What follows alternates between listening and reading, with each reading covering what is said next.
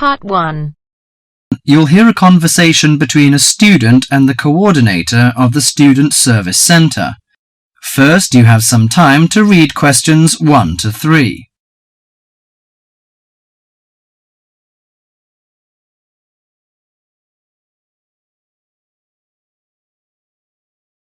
Now listen to the conversation and answer questions 1 to 3.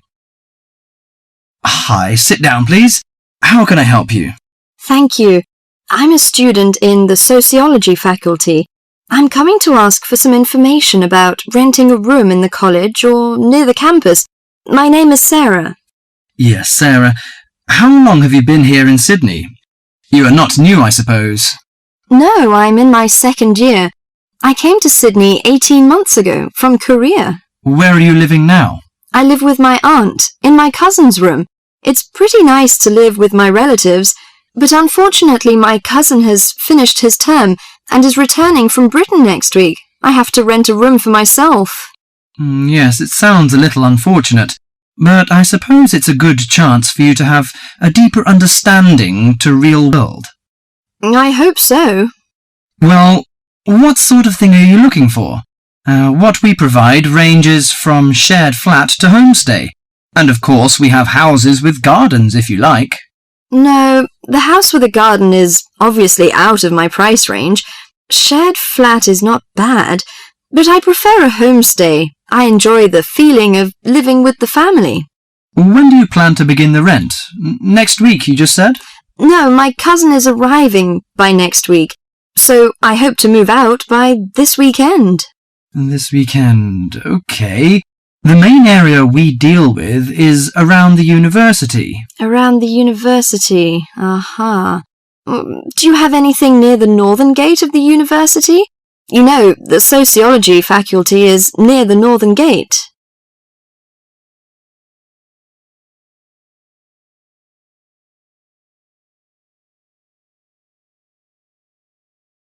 Before you hear the rest of the conversation, you have some time to look at questions 4 to 10.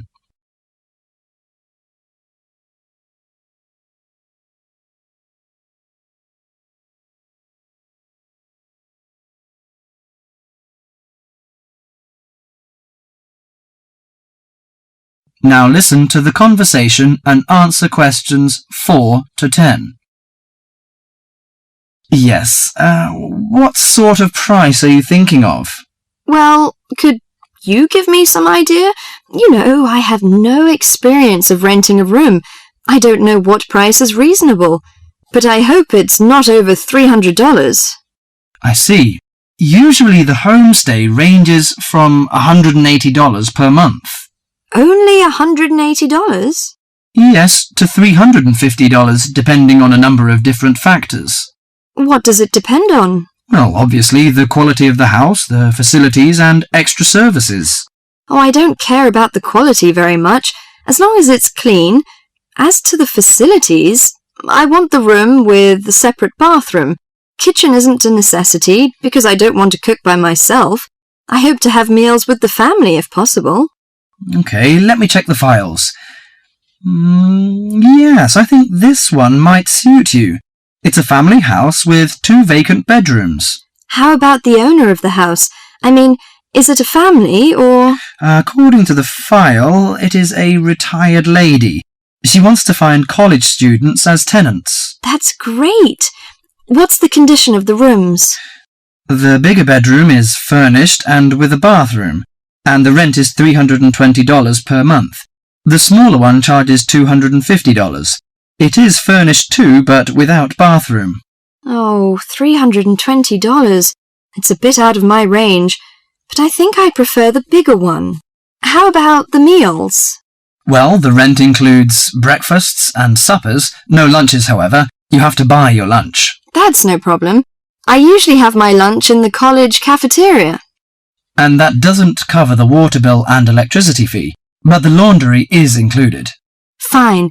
Could you tell me the address? Yes, it's on 323 West Park Road. Let me get that down. 323. Okay, it's near the university. So, when can I have a look at the room? You know, I'm a little pressed for time. The file says the landlady is in every afternoon, so this week, say, Friday? Oh, I'm afraid I can't make it then. I have a lecture on Friday afternoon till 5:30. How about Thursday? OK, that's fine. Would 5 be OK? Yes, fine. Just come here. Yes, here in the student service office. Oh, before I forget, before moving, you have to pay 1 month's rent in advance. Really? Oh, I didn't know that before. Could I ask why? As the deposit. You know, in case you damage the property or move out without giving notice. Usually this doesn't happen, but standing in the owner's shoes... Yes, I understand it all. So that's $320. OK, I'll take the money if I'm satisfied. Well, a word of advice. Don't forget to get a receipt when you pay the deposit or rent. Yes, thank you so much. That is the end of part 1. You now have half a minute to check your answers.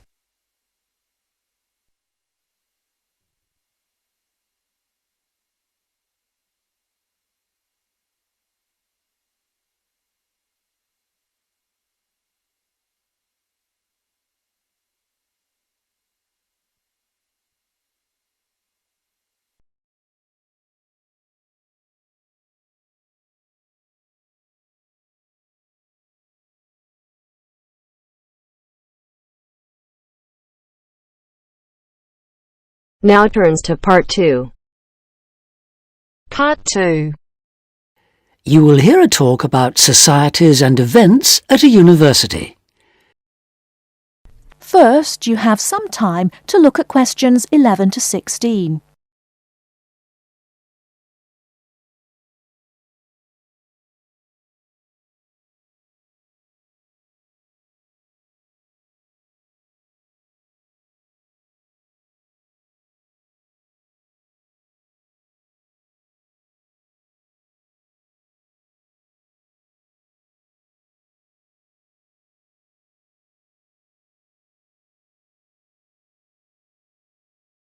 Now, listen carefully and answer questions 11 to 16.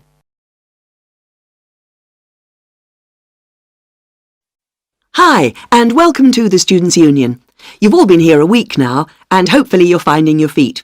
You might be wondering what there is to do on campus, apart from going to lectures, doing essays, going out with friends and having late nights. Tonight, you're going to hear about some of the societies, clubs and associations that you can join as a new student, as well as the cultural events going on that might interest you. Richard Hillman from Student Services has come along this evening to tell you more. Good evening. It's good to be here and to see you all. But let me say straight away that as students of the university, you are entitled to join free of charge over 100 societies on the official list. OK, let's begin. I'd be prepared to bet that whatever your interests, you're almost sure to find a club or society here for you. Not surprisingly, there are the long-established clubs that you can find at any university, like the football club or the drama society, along with a whole range of less usual clubs. For example, the Rock Society. We do have a rock climbing club here, but the Rock Society has nothing to do with outdoor activities. It's a music club. That takes me neatly on to the Mountaineering Club. Now, it might surprise you that a university in one of the flattest parts of the country has a thriving group of mountaineers. They meet twice a week on Tuesdays from 5 in the afternoon until 10 o'clock in the evening, and on Thursday afternoons from 1 o'clock until 5. At their regular meetings, they use the climbing wall, but they also organise trips to real mountains both here and abroad during the vacation. Another rather out-of-the-ordinary society you might like to try is the Dance Club. They meet regularly every Friday. This term they're running salsa classes. Next term it's tango, and in the summer it'll be Scottish dancing. Quite a selection. They also put on special events twice a term, either performances by visiting groups or actual dances. Their next event is next Saturday when they're putting on a Latin evening. Go along and try out your samba. At the moment, the dance club is trying to attract new members who may have new ideas for future classes and events. If you're an overseas student, you may find there is a society for students from your country putting on events that'll make you feel more at home. The Mexican Society, for example, is putting on a special Christmas celebration with traditional Mexican food and drink. And every 4 weeks, the Hellenic Society has a film evening. There are also national societies for Malaysian, Turkish and Chinese students. And don't forget, these societies are open to everyone, whether you're from that country or not.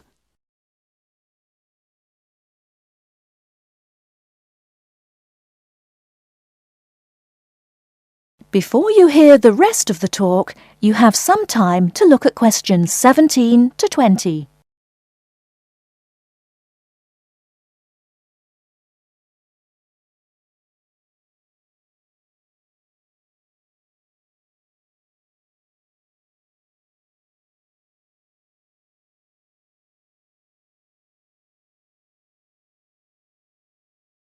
Now listen and answer questions 17 to 20. Finally, I'd like to say something about the flourishing arts scene here. This is centred mainly on the Lakeside Theatre and includes a full programme of music, theatre and visual arts. As far as visual arts are concerned, the University Gallery has exhibitions throughout the year. The work of local, national and international artists is regularly on display, as well as exhibitions featuring contemporary architects and designers.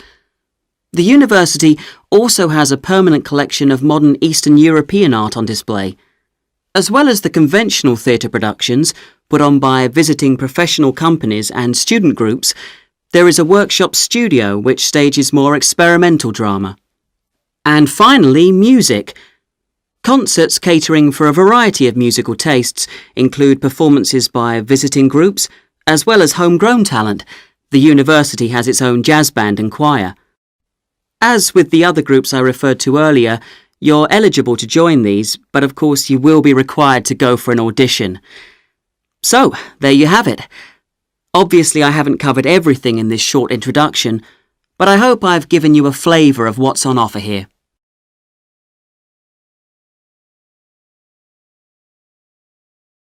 That is the end of part 2. You now have half a minute to check your answers.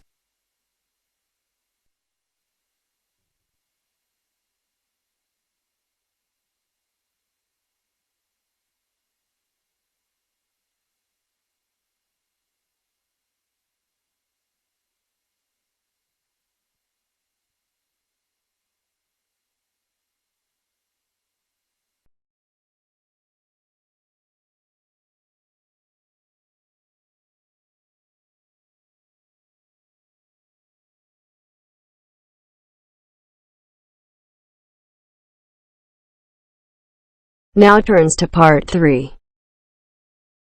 Part 3. You are going to listen to a conversation between two students talking about a lecture they have just attended.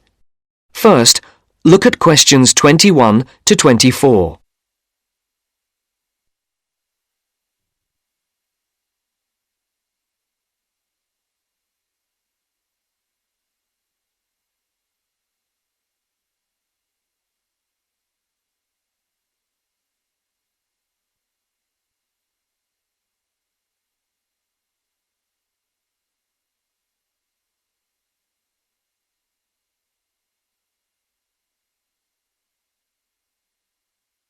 There are 4 alternative answers, A, B, C and D, for each question.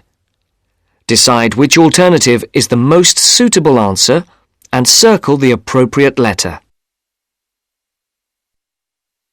Henry, don't you think Dr. Adams' lecture was really very good?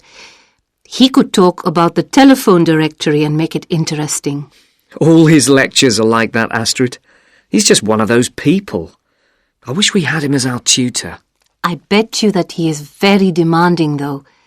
Boris is in his tutorial group and agrees that he is a brilliant lecturer, but he puts them under a lot of pressure. But don't you think that's good? Perhaps, but I am glad to have Dr. Adams as a lecturer. He's interesting and rather funny and puts just the right amount of pressure on people. Did you take lots of notes in the lecture? Yes, actually I did. In fact, several pages. I didn't think I had taken so many. I was that busy listening to what was being said that I didn't take many notes. Can I photocopy yours?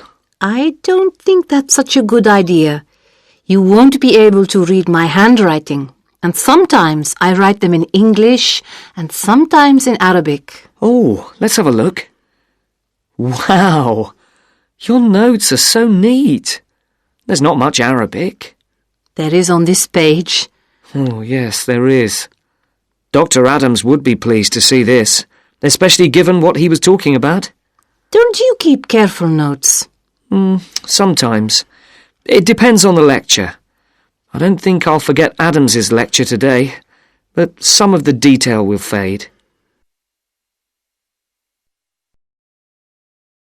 Before the conversation continues, look at questions 25 to 30.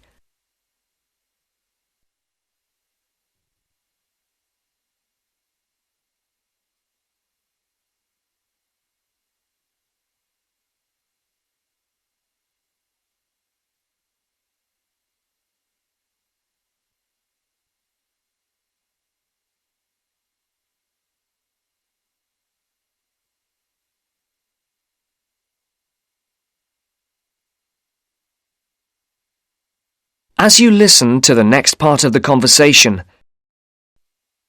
I type up everything afterwards so you can have a copy then and you can fill in anything I have missed.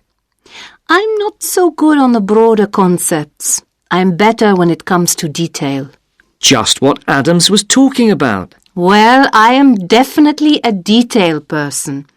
I need to have everything written down before I can get the concepts clear in my head. As you listen to the next part of the conversation, write no more than the complete opposite. For questions I find all the 25 detail to clutters 27, up my mind, and I get and very for questions frustrated, 28 to which 30, was just what he was on write about. no more than two He mentioned words the book he'd for written. each answer. He mentioned several. The one on space and the individual? Yes, called MySpace. It's on the book list. So it is. I think I'll get that out of the library or get my own copy. Did you get what he said about spatial awareness? I didn't really. Yes, it was fascinating. I can't be as eloquent as Adams was, but I know several people who are frighteningly intelligent, but they have difficulty reading simple directions, even when getting to places that they know very well. I find that difficult to understand. Everyone learns the way to walk to the shops and things like that. You mean just the way people learn spelling? You know, people misspell words, make mistakes in countless areas of their lives, and going in the right direction is just the same. Remember what Adams said about the number of people who cannot tell left from right, north from south, and so on? Do you know which way is north? It's, that way. You see? I couldn't have told you that. Really? I haven't a clue which way is which. That's why I'm always getting lost when I go out on my bike, and put me in a completely new place and I am totally lost. What about maps? I'm hopeless at reading them. But then you're brilliant at writing essays and getting all the ideas down in the right order, and I don't know where to start. Again, just what Adams was talking about. What we need to do is combine our skills. You teach me to cope with detail, and I'll teach you how to string concepts together. Okay, we can do that. Which way is the library? It's... you're making fun of me.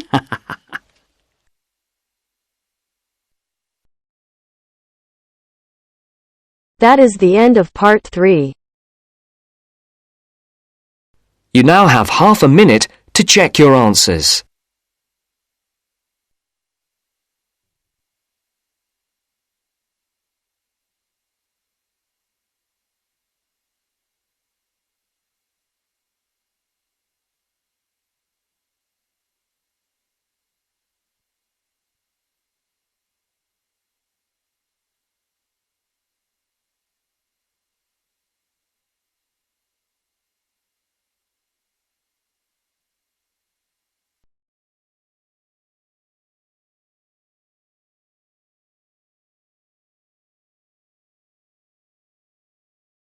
Now turns to part 4. Part 4. You are going to listen to a lecture on language learning. First, you have some time to look at questions 31 to 40.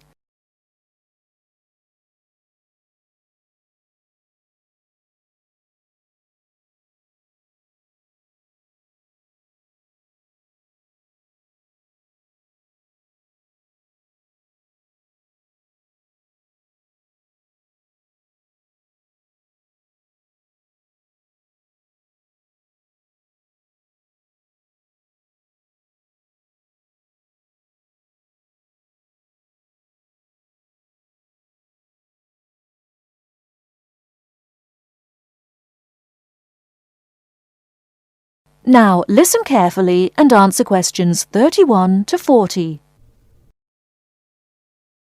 This is the first in our series of lectures on language learning. The topic I'd like to deal with today is what makes a successful language learner?